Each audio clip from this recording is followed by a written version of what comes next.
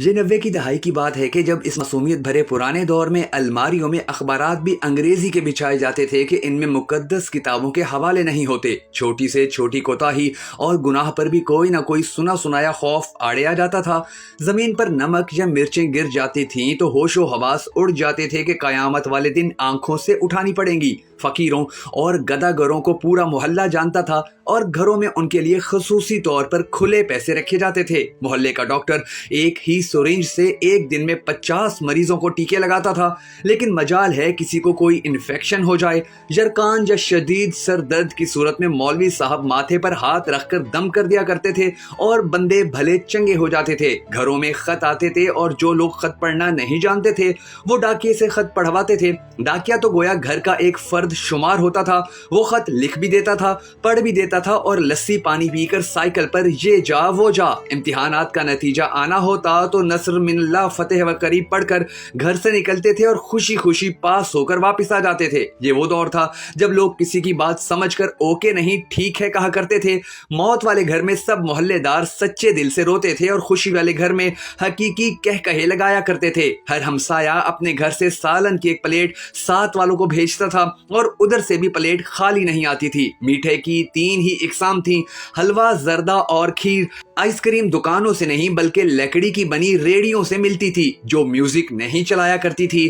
گلی گلی میں سائیکل کے مکینک موجود تھے جہاں کوئی نہ کوئی محلے دار قمیض کا کونا منہ میں دبائے پمپ سے سائیکل میں ہوا بھرتا نظر آتا تھا۔ نیاز بانٹی جاتی تو سب سے پہلا حق بچوں کا ہوتا۔ دودھ کے پیکٹ اور دکانیں تو بہت بعد میں وجود میں آئیں، پہلے تو لوگ بہانے سے ہی دودھ لے جایا کرتے تھے۔ یہ وہ زمانہ تھا کہ گفتگو ہی گفتگو تھی، باتیں ہی باتیں تھی اور وقت ہی وقت تھا۔ گلیوں میں چارپائیاں بچھی ہوتی، محلے کے بابے حقہ پی رہے ہوتے اور پرانے بزرگوں کے واقعات بیان کر رہے ہوتے۔ جن گھروں میں ٹی وی آ چکا تھا انہوں نے اپنے دروازے محلے کے بچوں کے لیے ہمیشہ کھلے رکھے۔ مٹی کے لیپ کی ہوئی چھت کے نیچے چلتا ہوا پنکھا سخت گرمی میں بھی ٹھنڈی ہوا دیتا تھا اور فریج کے بغیر بھی مٹکے اور سرائیوں کا پانی ٹھنڈا رہتا۔ لیکن پھر اچانک سب کچھ بدل گیا۔ ہم قدیم سے جدید ہو گئے۔ اب باورچی خانہ سیڑھیوں کے نیچے نہیں ہوتا، کھانا بیٹھ کر نہیں پکایا جاتا، دسترخوان شاید ہی کوئی گھر استعمال کرتا ہو۔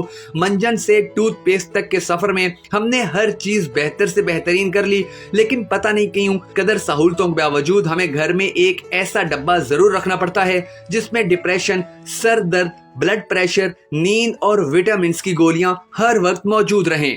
یہی وجہ ہے کہ آج ہم سب نہ صرف بہت ساری مشکلات کا شکار ہیں بلکہ اس کے ساتھ ساتھ ہمیں سمجھ ہی نہیں آتی کہ ہمیں بیماریاں کس طرح سے لگ جاتی ہیں اور کتنی شدت کی لگتی ہیں۔ ہم سب کو اللہ تبارک و تعالیٰ کے حضور گڑ گڑا کر یہ دعا کرنی ہے کہ اے ہمارے پروردگار، ہمارے حالات کے اوپر رحم فرما۔